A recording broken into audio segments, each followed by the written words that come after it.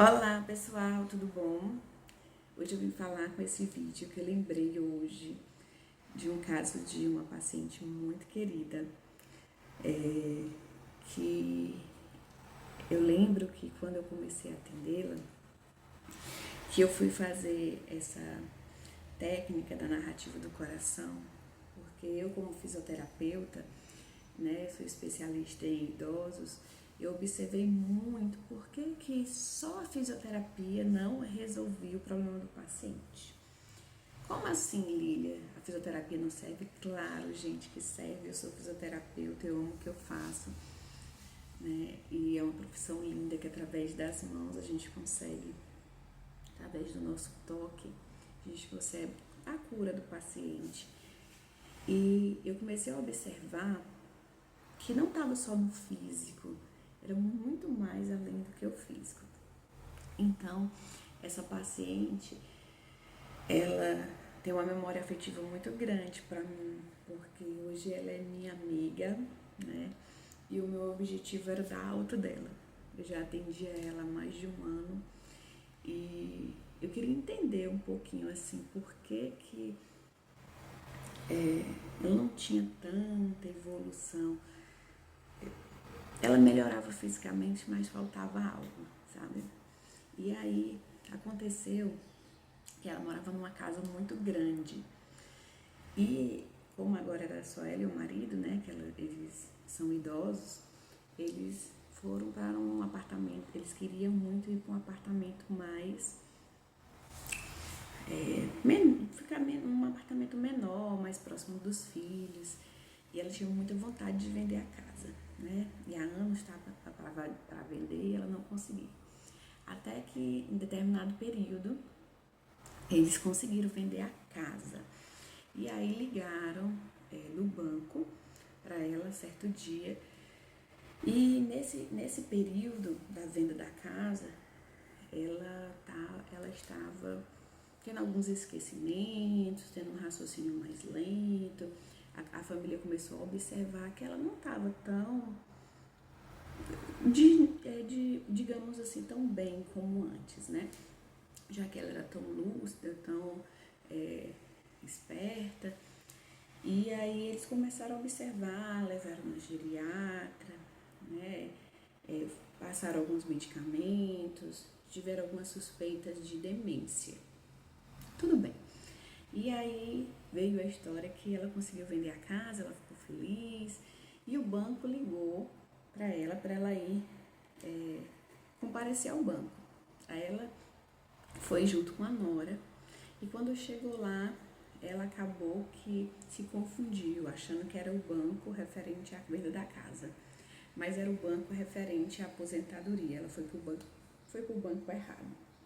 E isso mexeu muito com ela. Quando eu cheguei para atendê-la, eu já queria desvendar o porquê dessa demência, o porquê desses esquecimentos, o porquê que ela estava tão confusa nesses últimos tempos. E naquele dia, eu pedi muito a Deus que eu pudesse ajudar ela de alguma forma, né? E aí, na nossa conversa no atendimento, ela me contou essa história do banco, né? E ela falou assim: eu me senti muito mal porque eu não tô bem do meu juízo, eu tô me sentindo abestalhada, sabe? Como é que eu atrapalhei a minha nora dessa forma? A gente foi no banco errado, procuramos a gerente errada. Então, para ela, isso foi muito triste, né? E naquele momento, eu perguntei para ela de algo que era muito pessoal, né? Como ela estava se sentindo naquele... O que é que estava mais incomodando a ela? A pressão dela estava sempre muito alta. Às vezes chegava a 18/11, 16/10 e a pressão não normalizava. E naquele momento ela estava aflita porque ela estava vendo, né, tinha conseguido vender a casa e a filha dela estava vendendo os móveis da casa para ajudá-la, né? Porque no apartamento não ia caber os móveis que ela tinha na casa grande. E a filha começou a vender para ajudá-la, sendo que ela não conseguia pediu o dinheiro dos móveis, que a filha guardou. E ela estava precisando do dinheiro, ela não conseguia. E aí, o outro filho dela chegava e dizia: mamãe, a senhora não está precisando do dinheiro? Por que a senhora não pede a minha irmã? E ela dizia, ela não conseguia. Ela achava que se ela pedisse, ela estava ofendendo a filha, mas também se ela não pedisse, ela estava desagradando o outro filho, né? E ela revelou isso para mim, e isso estava gerando uma tormenta dentro dela, né? Ela não conseguia falar. Aí eu disse para ela: mas então, por que a senhora não tenta falar com um jeitinho, dizer assim: olha, eu estou precisando de dinheiro porque eu vou gastar isso? Porque ela está só guardando, pensando que a senhora não está precisando. E ela disse: Lilia, eu não consigo falar. E isso foi gerando uma angústia nela. Até que eu lembrei que na avaliação que a gente fez, ela relatou que ela tinha perdido um filho, né, que foi o primeiro filho dela. Ela tinha perdido, o bebê tinha nascido morto. E aí eu fui nessa história. Eu peguei o caso que ela estava vivendo com os filhos. O que é que teve essa relação com os filhos, né? Que hoje estava gerando uma angústia, ela não conseguia falar, uma coisa tão simples de dizer só que ela estava precisando naquele momento daquele dinheiro que era dela, e a filha gentilmente estava só guardando, enquanto ela também estava gerando um mal-estar porque ela não conseguia dizer para o outro filho que ela não conseguia pedir. Então, o que é que aquilo queria significar? E aí, a gente, nas técnicas, né, que a gente faz para investigar, e eu perguntei para ela como é que tinha sido aquele parto daquele bebê, né, do primeiro filho dela.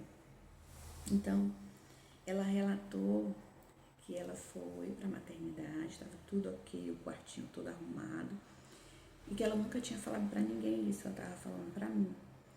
E no momento que ela foi ter o bebê, demorou demais. Ela falou assim, o médico foi tomar banho ainda, demorou, e quando veio o bebê já estava morto, né? Quando foi para nascer.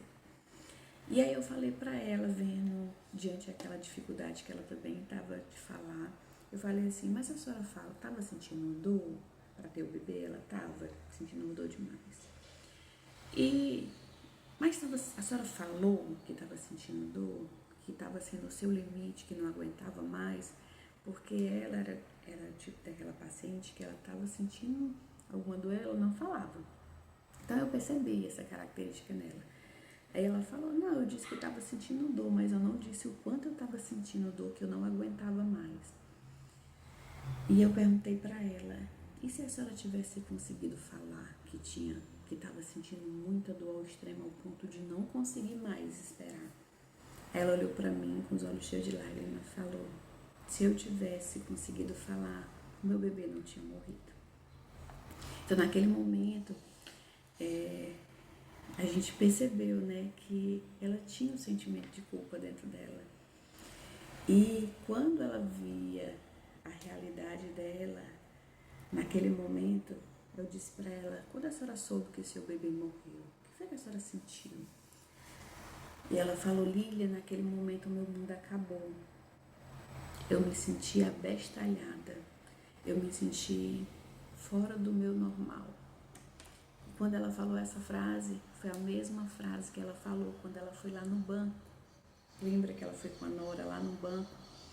E ela sentiu exatamente abestalhada, né? Com aquela confusão. E o episódio que ela estava vivendo atualmente com os filhos, de não conseguir falar algo tão simples, né, para não gerar uma discórdia, para não gerar um desentendimento, algo tão simples ela não estava conseguindo falar. E ela lembrou lá, ativou a dor dela, ela não conseguir falar e prejudicar o bebê. Então ela carregava esse sentimento de culpa. Inconscientemente ela culpava o médico, disse que era culpa do médico, que foi por causa que o médico foi tomar banho e demorou. Mas no fundo, ela dizia para ela mesma, se ela tivesse falado, o bebê dela não tinha morrido. Ela revelou para mim que ela carregava essa culpa. E aí, com a narrativa do coração, a gente foi fazer todo um trabalho lindo, né, para desmentir esse sentimento dentro dela. E aí na narrativa do coração a gente fala que nenhuma folha cai do céu, cai de uma árvore sem a permissão de Deus, que nós não somos deuses, que o bebê dela por algum motivo partiu, mas não foi porque o médico quis, e muito menos culpa dela, né? Infelizmente foi uma fatalidade, infelizmente o que aconteceu, ela não teve culpa, né? Pelo contrário. Então ela relatou, colocou para fora a dor que ela sentiu quando ela chegou em casa, viu o quartinho todo preparado. Ela carregou essa dor com ela há quase 50 anos. E quando a gente fez a técnica da narrativa do coração, ela imaginando o bebê dela falando: mamãe, a senhora não tem culpa, eu te amo. Mamãe, me honre, mamãe, sendo feliz com os meus irmãos, porque eu sei o quanto a senhora cuidou deles, eu sei o quanto a senhora ama cada um dos seus filhos e a senhora me ama também. E ela colocou o nome no bebê, que até então não tinha, né? De acordo com a religião dela, porque não importa a religião, ela mandou se ela com esse sentimento de oração, chegou até ele. Então, ela conseguiu honrar o filho com um sentimento de amor, de acolhimento, de libertar o perdão, de libertar o sentimento de culpa que a gente carrega muitas vezes na alma. Então, o que estava acontecendo na vida dela naquele momento, né, correndo o risco de ter uma discórdia entre os filhos, ela não conseguir falar, isso foi lá, ativou a dor dela, que existia, né? E ela nem sabia que tinha essa dor. Então, quando ela começou a trabalhar esse perdão dentro dela, tirar o sentimento de culpa, saber que ela não é Deus para dizer que foi culpa dela ou não que o bebê morreu. Quando ela trabalhou o perdão também para o médico, né? Libertando também que ele não teve culpa, não foi de propósito, que passou do tempo. Então, quando aquele sistema ali, houve todo um perdão, todo um sentimento de gratidão, quando ela escutou dentro do coração dela o bebê falando para ela: mamãe, eu te amo, mamãe, você não teve culpa, mamãe, viva a sua vida, cuide dos meus irmãos, assim a senhora vai estar me honrando, lembrando de mim com todo o seu amor. E ela, com carinho, olhou para aquela história não mais com dor, mas com amor, lembrando do primeiro filho, colocando o nome, conseguindo falar para a família essa história, né? Ela contou para o marido, a gente estava junto, foi muito emocionante, porque no almoço eu estava ali com ela, tinha acabado de terminar o atendimento, e acabou que a família me convidou para almoçar e teve a oportunidade de contar para o filho, para o marido, e cada um expressou sua dor diante daquele acontecimento também, que tinha suas dores. E todo mundo ali se libertou de uma forma linda. E a partir daquele momento, essa paciente ela passou a não ter mais demência. Porque muitas vezes a demência ela esconde alguma dor. Muitas vezes a demência ela vem para mascarar e sabotar algo que está dentro da gente que a gente quer esquecer. Né? Principalmente as demências né, de esquecimento mesmo. O que é que a gente quer esquecer? Que tanta dor é essa que a gente quer esquecer? Naquele momento ela não tinha mais dor, né?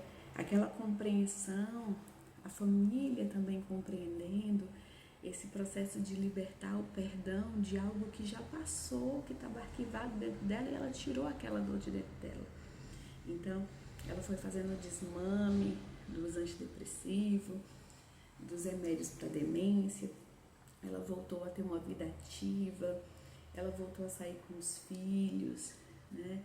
Ela hoje, como eu falei para o filho dela, olha, aqui é sua mãe, eu não quero passar o resto dos dias dela só ali tentando buscar resultado de fisioterapia, né? Eu quero que sua mãe seja feliz, eu quero que ela vá pro mundo, eu quero que ela volte às atividades que ela fazia antes, eu quero dar alta a ela, eu quero poder ajudar outras, né, outras idosas igual a ela. Então ela foi um grande presente para mim, porque ela hoje é minha amiga, a gente conversa. Hoje ela já teve um processo de ficar acamada, né? Que ela é a mesma paciente que eu falei no vídeo também sobre, era uma paciente que teve chikungunya, ficou acamada, todo mundo achava que ela tinha ficado para sempre acamada, que ela não ia mais se recuperar, ela foi trabalhando toda a evolução. E depois que a gente trabalhou também, não só o físico, mas trabalhou também a alma, na conexão com a divindade superior, no sentido de agradecer, de ter gratidão pela vida, de olhar a vida com outros olhos. Então, hoje essa paciente, ela conseguiu fazer a cirurgia no olho, realizar um sonho que era enxergar melhor, ela conseguiu mudar de casa, ela mora perto dos filhos, ela sai para passear, ela faz encontro semanais ou quinzenais com os irmãos, né? E ela recebeu alta também. Hoje ela faz fisioterapia, faz hidroterapia em uma clínica que ela vai junto com o marido, que ela se exercita junto com o marido. Então, isso para mim foi um grande presente como profissional. E esse é o meu papel, né, de dar esse suporte para a família, fazer a família compreender o que se passa dentro daquele cenário, e quando a gente tem essa compreensão fica tudo mais leve, tá bom? Então compartilhei com vocês essa história linda de superação. Quem gostou desse vídeo, curte, compartilha com alguém que está precisando dessas orientações, porque a gente pode assim salvar vidas. Sempre lembrando que nós somos pessoas criadas por Deus, então temos que trabalhar o corpo, a mente e a alma para que o resultado seja brilhante. Pois um grande beijo e até o próximo vídeo.